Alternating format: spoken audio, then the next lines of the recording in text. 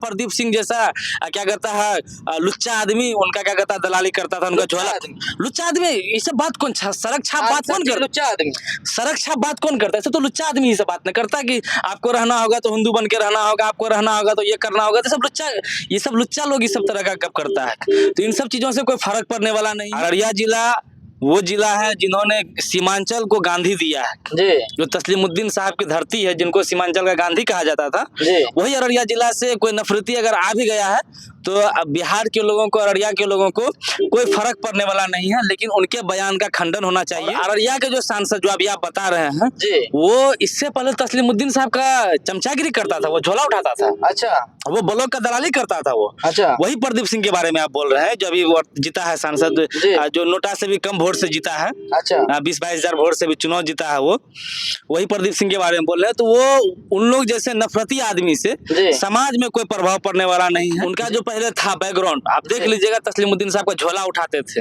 अच्छा, और वहीं से वो नेता बने हैं। तो आज बोल रहे हैं कि अररिया में रहना होगा तो क्या कहता है हिंदू बन के रहना होगा। अच्छा, ये भारत की सभ्यता हिंदू मुस्लिम सिख ईसाई सब ने मिलकर इस देश को आजाद कराया है। तस्लीमुद्दीन साहब की कमी उसको तो पूरा नहीं किया जा सकता है ना। तस्लीमुद्दीन साहब की कमी को, शहाबुद्दीन साहब की कमी को बिहार में पूरा नहीं किया जा सकता है। तो अब इन लोग नहीं है तब न जाकर के ये सब नफरती लोग इस तरह का बयानबाजी भाषणबाजी करे। तस्लीम साहब किसी एक वर्ग के नेता नहीं थे जी। तस्लीम साहब पूरे सीमांचल के नेता थे और सभी लोगों के नेता। जायसवाल जी हैं, उनके बारे में लोग सीमांचल में चर्चा करेंगे, वो भी भाजपा से हैं, लेकिन इस तरह का बयान उनका कभी आज तक नहीं आया। भारत में आपको रहना होगा तो भारतीय बन के रहना होगा, हिंदुस्तानी बन के रहना होगा। अगर हिंदू मुसलमान करने का कोशिश किए तो उसका अंजाम बुरा होगा, आपको उसका अंजाम भुगतना होगा। भाजपा के लोगों के पास कोई मुद्दा नहीं है चुनाव में। बिहार में गिरिराज सिंह को केंद्रीय मंत्री है, उनको आगे बताना चाहिए कि बिहार में पलायन कैसे कम होगा, बिहार में बच्चों को रोजगार कैसे मिलेगा। इन सब चीजों पर चर्चा करना चाहिए। तो वो अगर इन सब चीजों पर चर्चा करने लगेंगे, इन पर काम करना शुरू हो जाएगा तो फिर इन तरह का भाषणबाजी नहीं ना हो सकता। मंत्री हैं, आपको हमने 2 बार जिताया, इससे पहले भी कई बार आप सांसद रहे। आपने बेगूसराय के लिए क्या किया?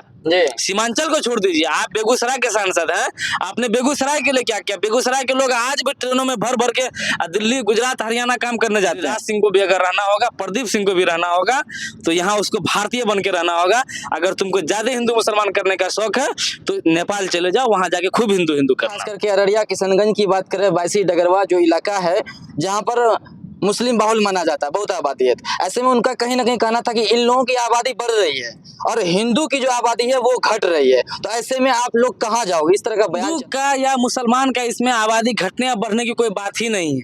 अब कोई मुसलमान तो किसी हिंदू का हत्या नहीं कर रहा है हिंदू बोल करके, या कोई हिंदू मुसलमानों का मुसलमान बोल के हत्या तो नहीं कर रहा है कि अब आबादी आपकी घट रही है बढ़ रही है। जहाँ एक तरफ उत्तर प्रदेश की बहराइच जिले की बात करें, कहीं ना कहीं धार्मिक मुद्दों को लेकर हिंसा की आग में जल रहा, वहीं दूसरी ओर अगर हम पूर्णिया सीमांचल की बात करें तो सीमांचल में भी केंद्रीय मंत्री, भाजपा के केंद्रीय मंत्री गिरिराज सिंह जी हिंदू स्वाभिमान यात्रा पर निकले हैं और इसी क्रम में किशनगंज अररिया पहुंचते हैं और पहुंचने के बाद वहां के जो अररिया के वर्तमान में भाजपा सांसद जो प्रदीप कुमार सिंह जी हैं, उनका एक वीडियो सोशल मीडिया पे बड़ी तेजी से वायरल हो रहा है, जिसमें से वो स्पष्ट तौर पर जो क्लिप वायरल हो रहा है उसमें वो कहते हुए नजर आ रहे हैं कि भाई अररिया में रहना है तो हिंदू बनना पड़ेगा। छोटा सा क्लिप वायरल हो रहा है और कहीं ना कहीं इस क्लिप के वायरल होने के बाद जो एक समाज के लोग हैं वो कहीं ना कहीं काफी दुखी हैं और अपना गुस्सा जाहिर कर रहे हैं। हमारे साथ खास बातचीत करने के लिए इरशाद पुरनवी जी हैं, जो जनसुराज के कार्यकर्ता भी हैं, आने वाले जो विधानसभा चुनाव है भावी उम्मीदवार भी हैं कस्बा से।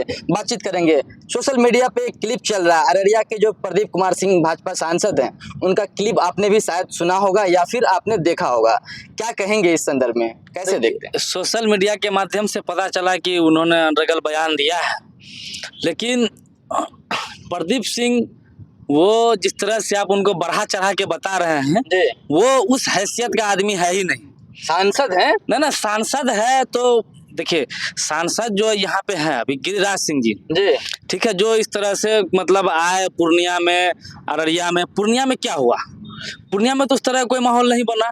लोग जहाँ पे लोग उनको जान रहा है कि एक मतलब नफरती लोग हैं, ये नफरत फैलाते हैं समाज में, और अररिया के जो सांसद जो अभी आप बता रहे हैं जी। वो इससे पहले तस्लीमुद्दीन साहब का चमचागिरी करता था, वो झोला उठाता था, अच्छा वो ब्लॉक का दलाली करता था वो। अच्छा वही प्रदीप सिंह के बारे में आप बोल रहे हैं जो अभी वो जीता है सांसद, जी। जो नोटा से भी कम वोट से जीता है, अच्छा 20-22 हजार वोट से भी चुनाव जीता है वो, वही प्रदीप सिंह के बारे में बोल रहे हैं। तो वो उन लोग जैसे नफरती आदमी से जी। समाज में कोई प्रभाव पड़ने वाला नहीं है। जी अररिया जिला वो जिला है जिन्होंने सीमांचल को गांधी दिया है, जी जो तस्लीमुद्दीन साहब की धरती है जिनको सीमांचल का गांधी कहा जाता था, जी। वही अररिया जिला से कोई नफरती अगर आ भी गया है तो अब बिहार के लोगों को, अररिया के लोगों को कोई फर्क पड़ने वाला नहीं है। लेकिन उनके बयान का खंडन होना चाहिए जी कि जिस इंसान का दो कौड़ी का हैसियत है, जिनको जनता सुनना नहीं चाहती है, जनता जिनके क्या कहता है उनका जो पहले था बैकग्राउंड, आप देख लीजिएगा तस्लीमुद्दीन साहब का झोला उठाते थे, अच्छा और वहीं से वो नेता बने हैं। तो आज बोल रहे हैं कि अररिया में रहना होगा तो क्या कहता है हिंदू बन के रहना होगा। अच्छा ये भारत की सभ्यता हिंदू, मुस्लिम, सिख, ईसाई सब ने मिलकर इस देश को आजाद कराया है। क्या लगता है कि अभी तस्लीमुद्दीन साहब की कमी हो रही है लोगों को? ना देखिए, तस्लीमुद्दीन साहब की कमी उसको तो पूरा नहीं किया जा सकता है ना, तस्लीमुद्दीन साहब की कमी को, शहाबुद्दीन साहब की कमी को बिहार में पूरा नहीं किया जा सकता है। तो अब इन लोग नहीं है तब न जाकर के ये सब नफरती लोग इस तरह का बयानबाजी, भाषणबाजी करे। तस्लीम साहब किसी एक वर्ग के नेता नहीं थे जी तस्लीम साहब पूरे सीमांचल के नेता थे और सभी लोगों के नेता थे। तब न जाकर के प्रदीप सिंह जैसा क्या कहता है लुच्चा आदमी उनका क्या कहता है दलाली करता था, उनका झोला। लुच्चा आदमी ये सब बात कौन, सड़क छाप बात कौन लुच्चा आदमी, सड़क छाप बात कौन करता है? ऐसे तो लुच्चा आदमी ये सब बात नहीं करता कि आपको रहना होगा तो हिंदू बन के रहना होगा, आपको रहना होगा तो ये करना होगा। तो सब लुच्चा, ये सब लुच्चा लोग इस सब तरह का कब करता है। तो इन सब चीजों से कोई फर्क पड़ने वाला नहीं है और उनके बयान का हम खंडन करते हैं कि भारत में आपको रहना होगा तो भारतीय बन के रहना होगा, हिंदुस्तानी बन के रहना होगा। अगर हिंदू मुसलमान करने का कोशिश किए तो उसका अंजाम बुरा होगा, आपको उसका अंजाम भुगतना होगा। लोग एक चीज और भी कह रहे हैं कि अभी वर्तमान में जो दिलीप जायसवाल जी हैं उनके बारे में लोग सीमांचल में चर्चा करेंगे, वो भी भाजपा से हैं, लेकिन इस तरह का बयान उनका कभी आज तक नहीं आया। तो आपको क्या बोले हम, अभी भाजपा के लोगों के पास कोई मुद्दा नहीं है चुनाव में। 10 साल मोदी जी केंद्र में सरकार रहे, क्या कहता है 15वां साल का यानी उनका शासन चल रहा है और वो लोग बड़ा मतलब शोर मचाते हैं। अभी बिहार में गिरिराज सिंह को केंद्रीय मंत्री हैं, उनको आगे बताना चाहिए कि बिहार में पलायन कैसे कम होगा, बिहार में बच्चों को रोजगार कैसे मिलेगा, इन सब चीज़ों पर चर्चा करना चाहिए। तो वो अगर इन सब चीज़ों पर चर्चा करने लगेंगे, इन पर काम करना शुरू हो जाएगा तो फिर इन तरह का भाषणबाजी नहीं हो सकता है। वो चाह रहा है कि देखिए मुद्दा से लोगों को भड़काना चाह रहा है, अच्छा। मतलब हटाना चाह रहा है। अब बिहार के लोग क्या कहता है मुद्दे पे बात करना शुरू कर दिए हैं कि आपने तो केंद्रीय मंत्री हैं, आपको हमने 2 बार जिताया, इससे पहले भी कई बार आप सांसद रहे, आपने बेगूसराय के लिए क्या किया? सीमांचल को छोड़ दीजिए, आप बेगूसराय के सांसद हैं, आपने बेगूसराय के लिए क्या किया? बेगूसराय के लोग आज भी ट्रेनों में भर भर के दिल्ली, गुजरात, हरियाणा काम करने जाते हैं। आपने बिहार में कौन सा क्या कहता है उनके लिए उद्योग लगा दिया, उनके रोजगार की व्यवस्था कर दिया, उनके पढ़ाई के लिए अच्छा शिक्षा व्यवस्था कर दिया, उनके इलाज के लिए अच्छा स्वास्थ्य व्यवस्था कर दिया?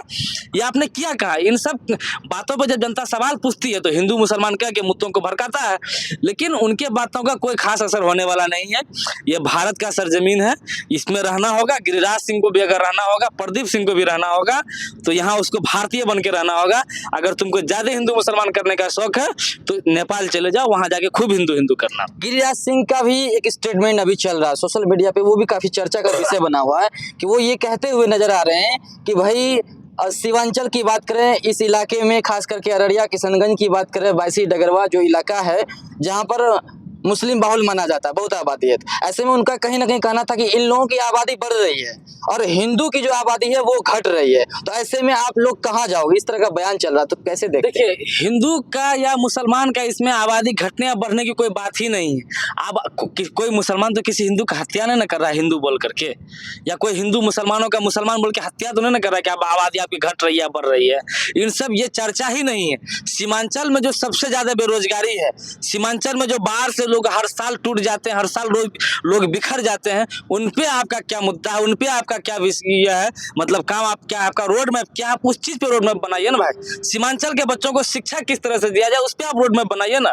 सीमांचल के लोग आज क्या कहता है पटना में, दिल्ली में, एम्स में और सब बड़े बड़े मेडिकल मतलब जो है हॉस्पिटल उन पे भरा हुआ है, क्यों है? आप उनके स्वास्थ्य का अच्छा व्यवस्था कर दीजिए ना भाई। ये हिंदू मुसलमान करने से भारत के और क्या कहता है सीमांचल के क्या कहता है माथे पर जरा सा भी जुम्बिश आने वाला नहीं है, थकान आने वाला नहीं है। इसलिए इन सब चीजों को ज्यादा तुल नहीं देना है। और अगर ये इस तरह का कर रहा है तो उनको भले वोट के लिए कर रहा हो, लेकिन देश आप क्या कह रहे हैं, माफी मांगना चाहिए? उन सब लोगों को माफी, उन सब लोगों से माफी कौन मंगवाए, क्यों मंगवाए उनसे माफी हम? उनका मानसिक वही है, जनता आ रही है ना चुनाव भाई, आपको 25 का चुनाव है, फिर 29 का चुनाव, जनता उनको सबक सिखा देगी। वो जहाँ पे था वो दलाली करता था, उनको फिर दलाली करने के लिए जनता छोड़ देगी। तुम दलाली ही करो, तुम जा करके क्या कहता तस्लीम साहब का झोला उठाते थे, अभी तुमको उसके बाद किसी और नेता का झोला ही उठाना पड़ेगा। तुम सांसद के लायक नहीं हो। एक सांसद का अमर्यादित भाषा इस तरह का इस्तेमाल करना ये शोभा नहीं देता। और कहीं ना कहीं क्या कहता है सवाल देश के प्रधानमंत्री के ऊपर उठता है कि आपके पार्टी का नेता है और आपके पार्टी का नेता इस तरह का बयान देता है और आप उस पर एक्शन नहीं लेते हैं। जब क्या कहता है और किसी भी पार्टी का लोग संसद में सीमांचल के हक और हुकूक की बात करता है तो उनको क्या कहता है आप निष्कासित कर देते हैं। ये नफरती को कब निष्कासित कीजिएगा आप? जिस तरह से दिल्ली में देखे क्या कहता है एक सांसद के ऊपर किस तरह का अभद्र भाषा का मतलब इस्तेमाल किया गया, तो ये लोकतंत्र के लिए, भारत के लिए सही चीज नहीं है। इन पे माननीय प्रधानमंत्री जी को इन पे सोचना चाहिए और विचार करना चाहिए। इन जैसे लोगों को अपने पार्टी से निष्कासित करने के साथ साथ इनकी संसदीय भी रद्द करवानी चाहिए। एक चीज और सवाल, अंतिम सवाल लेंगे। आपने उत्तर प्रदेश का अभी ताजा मामला आपने देखा होगा कि बहराइच में किस तरह से हिंसा हुआ, कई लोगों का घर जला दिया गया। अस्पताल की बात करें, हॉस्पिटल हो, चाहे दुकान मकान हो, घरों पे बुलडोजर चला, दोनों ही लोगों के, चाहे हिंदू की बात करें मुस्लिम, सबका कहीं ना कहीं नुकसान हुआ। तो क्या उसी तरह का कोई प्लानिंग हो रही है कि भाई सीमांचल को भी हिंसा की आग में झोंक देना है, जिस तरह से विवादित बयान चल रहा है, स्टेटमेंट आ रहा है? देखिए ये बात तो हम पहले ही आपको बता चुके हैं कि ये लोग मुद्दे से भटकाना चाहती है जनता को। सबसे ज्यादा गरीबी, सबसे ज्यादा बेरोजगारी, सबसे ज्यादा अशिक्षित क्या कहता है सीमांचल के लोगों में है। तो सीमांचल में आकर के इस तरह का बयानबाजी करके अपने आप को ये जिंदा रहना चाहता है, क्योंकि सीमांचल को माना जाता है भाई आपसी भाईचारा बरसों से ये मिसाल है। तहजीब माना जाता है। सीमांचल क्या कहता है एक मिसाल है पूरे देश के लिए कि सीमांचल में जिस तरह से लोग अमन शांति के साथ रह रहे हैं, यहाँ पे इतना कुछ होने के बाद भी खुदा का शुक्र है कि आज तक इस तरह कोई घटना नहीं घटी। देखिए अगर दंगा फसाद होता भी है ना तो उसमें गरीब लोग ही मारे जाते हैं, ठीक है। उसमें कोई क्या कहता है किसी नेता का बेटा या मंत्री का बेटा नहीं मारा जाता, उसमें किसी गरीब का लोग ही मारा जाता है। तो एक इंसानियत का हत्या होने का मतलब है कि पूरे एक इंसान अगर कोई मरता है दंगा फसाद में, बेगुनाह लोग मरता है, तो पूरे इंसानियत का हत्या होता है। तो इन सब चीज़ों से बचना चाहिए लोगों को। हम अपील करते हैं कि इन सब क्या कहता है नफरती लोगों से बचना है हम लोगों को। बच करके जिस तरह से हम लोग अमन शांति के साथ जी रहे हैं उसी तरह से हम लोगों को जीना है। हम लोगों को लड़ना है बिहार में शिक्षा के लिए, अपने रोजगार के लिए, हमारे बच्चों के पलायन को रोकने के लिए।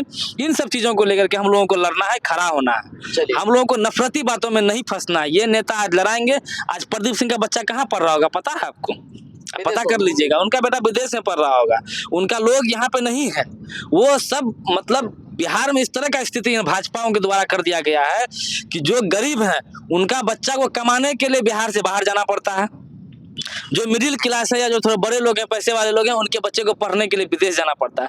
भाई यहाँ पे व्यवस्था करो, यहाँ के लोग, सीमांचल के लोग ये सवाल न पूछ लें।